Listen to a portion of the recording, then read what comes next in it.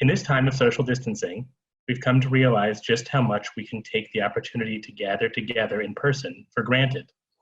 We are proud to present this Zoom Yom HaShoah program, but we hope that it is both our first and our last Yom HaShoah program to take place exclusively over the internet. We currently have over 340 different computers and phones participating live by Zoom. We don't know precisely how many individuals are watching live right now. Since this is a Zoom presentation rather than a Zoom meeting, we cannot all see one another. If you are able, please write to us in the chat box. Send in your name and location so we know who has joined from across Northeast Ohio and from out of town. It is my pleasure to welcome Rabbi Josh Caruso of Anshe Chesed Fairmount Temple, who will speak to us in a few minutes. Had we been able to gather in person tonight, we would have been hosted at Fairmount Temple, and we are grateful to the staff and clergy for their partnership this evening. I see people are chiming in from Lyndhurst, Hudson, Beechwood, Columbus, University Heights, West Bloomfield, Michigan. People are chiming in from all over. Thank you for being with us. This program would not be possible without the dedicated hard work of the Yom HaShoah Committee and the generosity of our donors who sponsor this evening's program in honor of loved ones who survived the Holocaust and in memory of those who perished. The program book that lists all of the committee members and donors is available for download at www.jewishcleveland.org, and a link should be sent out by the chat box. One of the long-standing elements of our Yom HaShoah commemoration has been our Creative Arts Contest. This year, our theme was 75 years since liberation. What have we learned? We had nearly 25 entries in our visual arts category from nearly a dozen local schools. Each year, this contest has been a way for Jewish and non-Jewish middle school and high school students to learn about the Holocaust through art. This year's winners are, for middle school, in first place, The Mirror of Life by Isabel McClung, a sixth grader from Solon Middle School and the Temple Tifereth Israel Sunday School. In second place, Hope by Maureen Brown, an eighth grader at North Canton Middle School. In the high school category, first place was Speak Your Truth by Claire Capitan, a 12th grader from St. Joseph Academy. In second place, Keeping the Faithful by Emily York, an 11th grader from St. Joseph Academy. In third place, The Journey Toward Liberation by Catherine Egan, a 12th grader at St. Joseph Academy. You can view images of the winning pieces by visiting www.jewishcleveland.org and downloading the program book. The Holocaust was the state-sponsored, systematic persecution and annihilation of European Jewry by the Nazis and their collaborators between 1933 and 1945. 6 million Jews were murdered. Millions more were also targeted for persecution and murder during the Holocaust simply because of who they were and their beliefs, including Roma, people of various disabilities, Polish people, homosexuals, Jehovah's Witnesses, prisoners of war, and political dissidents. Today, the threats of anti-Semitism and hate are still looming large in society. Recently, these threats have grown even larger. In order to combat all forms of hate and bigotry, Jewish Federation and Kol Israel Foundation, along with other Jewish organizations, provide education and resources to build community relationships across Greater Cleveland. This work is crucially important to ensure that hate and bigotry never tear our society apart, as the Nazis once did to their own society. Tonight, we honor the memories of all those murdered by the Nazis, as well as the strength and resilience of those who survived. We recognize that this year is the 75th anniversary of liberation and the end of World War II. We will now have a moment of silence to honor the memories of those we have lost. As in Israel, an air raid siren is heard.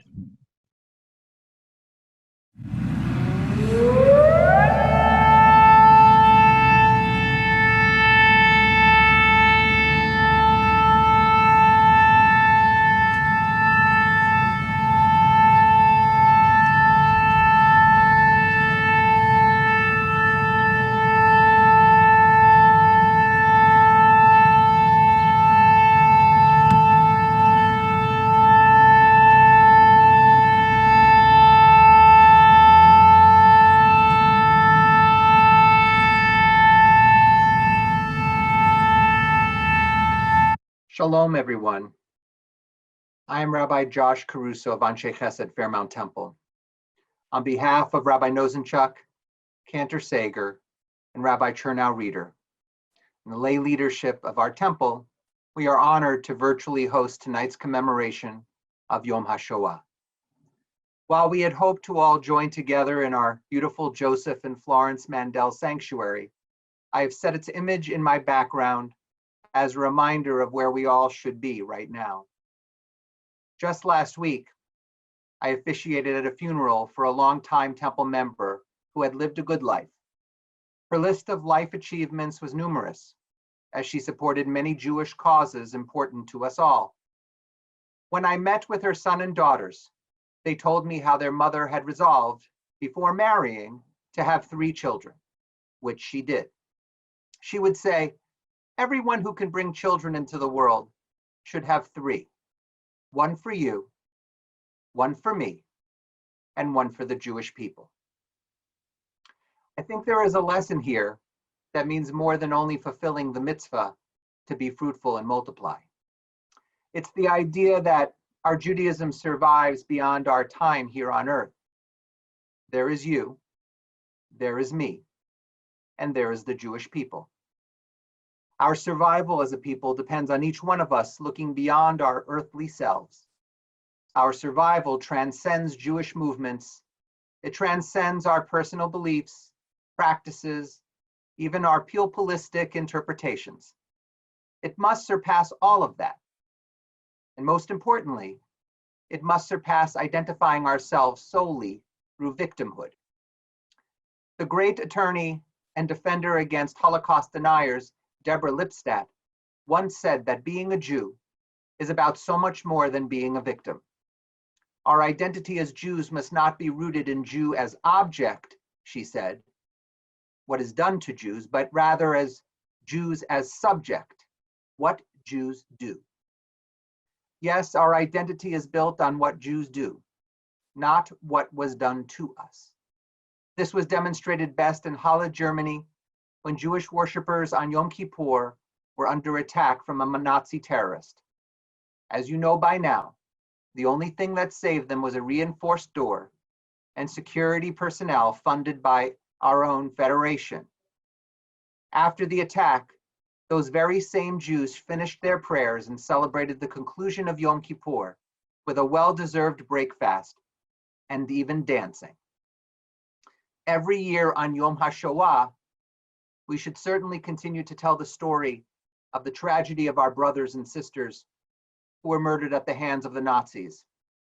We should pass on the stories of the crematoria, the dehumanization of our people, the Warsaw Ghetto uprising, and the shame of the bystanders who let the horror happen. But we must also remember how we rose up from the ashes, how we formed a Jewish nation state so we could exercise agency in this world. I am proud of what we do here in Jewish Cleveland and what we do to support and enrich our respective communities and how we take care of our own. There is you, there is me, and there is the Jewish people. May we continue to thrive and grow in our Jewish identity today and in the days to come. Thank you. My name is Michael Pupa, and I am a survivor. I was born in August of 1938 in the small village of Maniewicz, Poland. This village of 4,000 people bordered the Ukraine. When I was 1 year old, World War II officially started when Germany invaded Poland on September 1, 1939. In the summer of 1942, when I was 4 years old, the Germans invaded my village and rounded up the Jews. Some were executed, including my parents and baby sister. Others were shipped off to concentration camps, and a few others, including me and my uncle, were able to flee into the woods. We hid in the woods for approximately 3 years for the duration of the war. For a period of time, I lived in that barn of a Polish farmer. However, the majority of the time we were hiding in the dense Polish forest. When the war was over in 1945, my uncle and I were smuggled into Berlin, Germany. Since it was illegal to enter Germany, we were hidden under furniture in a truck. While some of my memories are hazy for me, I clearly remember entering Berlin. It was total rubble. Berlin was divided into 4 zones: the American zone, the Soviet zone, the British zone, and the French zone. Somehow we made it to the American zone and connected with the United Nations Relief and Rehabilitation Administration, known as UNRWA. UNRWA was responsible for housing the war's refugees like me and my uncle in displaced persons camps, also known as DP camps. We were moved to 4 different DP camps over a 5-year period. My uncle married while in a DP camp. Together, he and his wife had a child, my cousin Rebecca. Her mother died while Rebecca was an infant. Shortly thereafter, my uncle was no longer able to care for me and Rebecca and asked UNRWA officials for assistance. They placed me to a children's camp called Bad Aibling, near Munich, where I lived for approximately 6 months. There I slept in a large dormitory with many other refugee children from across Europe. We all attended school. All of the kids had a social worker.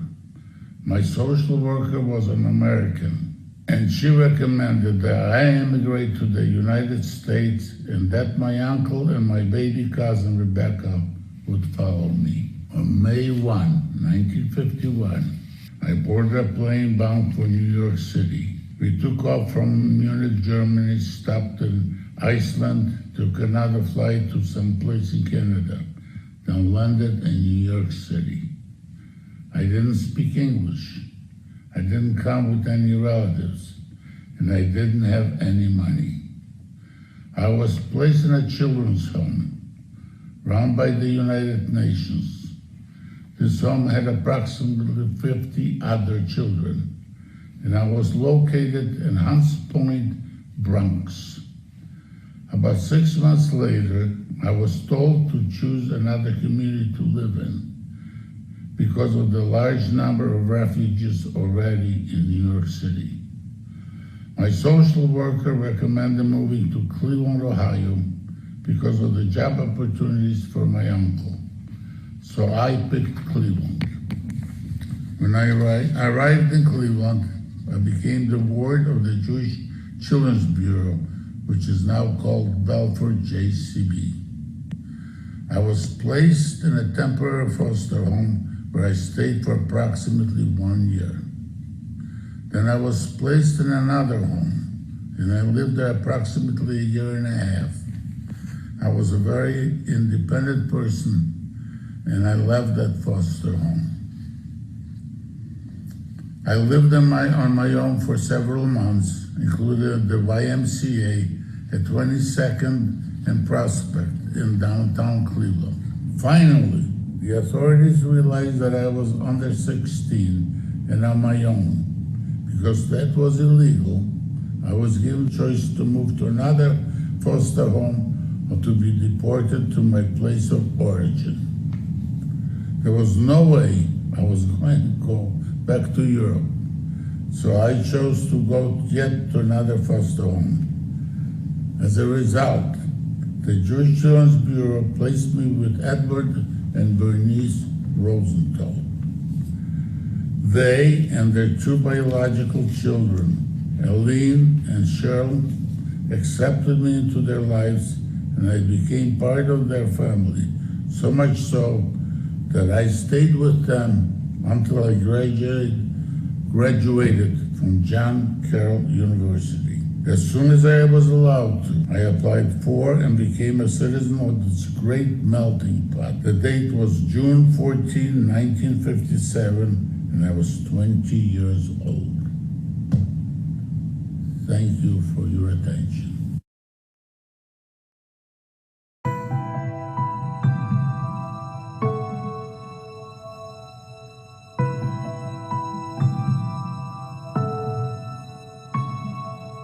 We say never again. We say never forget. Yet fewer than half of American adults know how many died in the Holocaust. Anti-Semitism in America is rising at an alarming rate. So on the 75th anniversary of the liberation of Auschwitz, we celebrate the resilience of the survivors. We remember what they endured, and then we teach those lessons to younger generations. When the Allies began liberating the concentration camps, it was a very dangerous and chaotic time.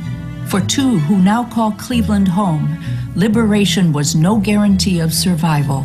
We knew you can't go on like this forever, but we knew it is the end, and if you could take it and fight it, you'll come out somehow. All of a sudden we see the airplanes come by with a double wing and a star on top of it. We realized that this was American planes. Then we heard the sirens blowing and everybody running from the postcards. And that's the day we were liberated. The ones who were liberated and could talk and walk were the lucky ones, because a lot of people they carried out half dead. With siblings in the United States to sponsor them, Albert with his brothers Ted and Maury and Helena with her new husband David were able to emigrate. Albert then met his future wife Pearl. I said to her, I would like to have at least 6 children.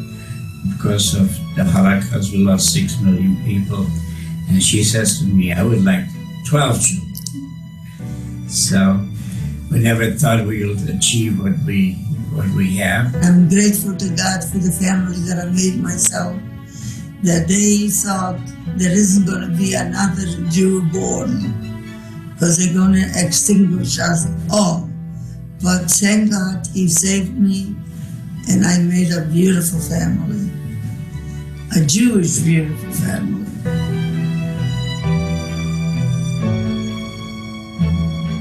Over the past 75 years, Cleveland survivors built families, businesses, and lives of meaning, with resilience, always remembering, and teaching their stories so the next generation will understand.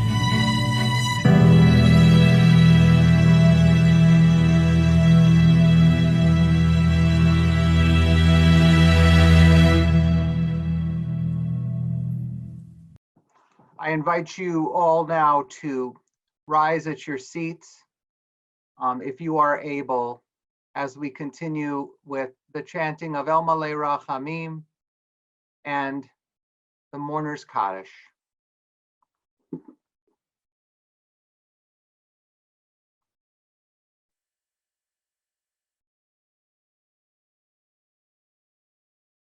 El Malei Rachamim שוכן במרומים, עמסי מנוחה נכונה, תחת כנפי השכינה, במעלות קדושים וטהורים, כזוהר רקיע מזהירים את נשמות 6 מיליון אחינו ואחיותינו, שנהרגו על קידוש השם, בעל הרחמים יסתירם בסתר כנפיו לעולמים.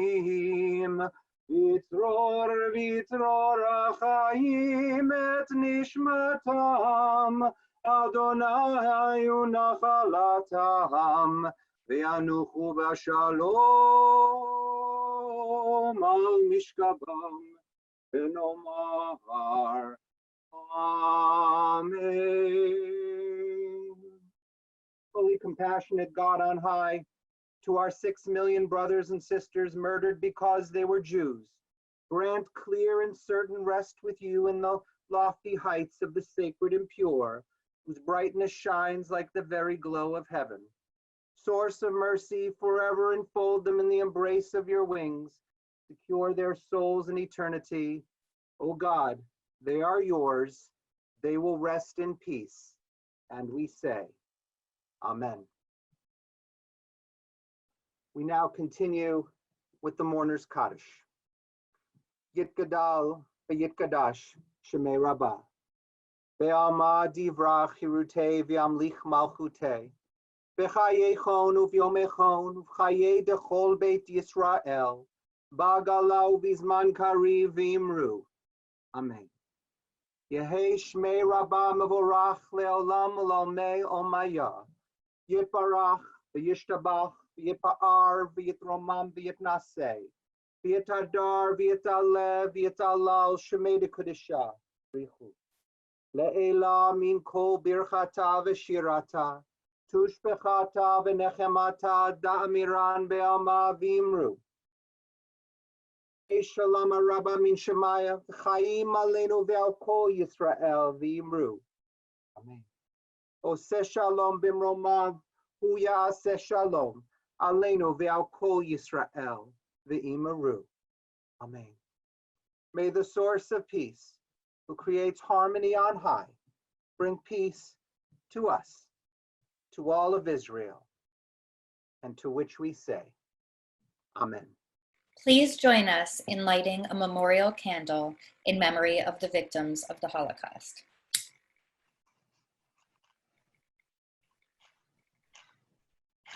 As we light this candle, we vow never to forget the lives of Jewish women, men, and children who are symbolized by this flame. They were tortured and brutalized by human beings who acted like beasts. Their lives were taken in cruelty. May we be inspired to learn more about our 6 million brothers and sisters as individuals and as communities, to recall their memory throughout the year so that they will not suffer a double death. May we recall not only the terror of their deaths, but also the splendor of their lives. May their memory inspire us to live meaningful Jewish lives so that we may help to ensure that part of who they were shall endure always. Thank you for joining us this evening. We hope you all have a meaningful, safe, and healthy Yom Hashoah.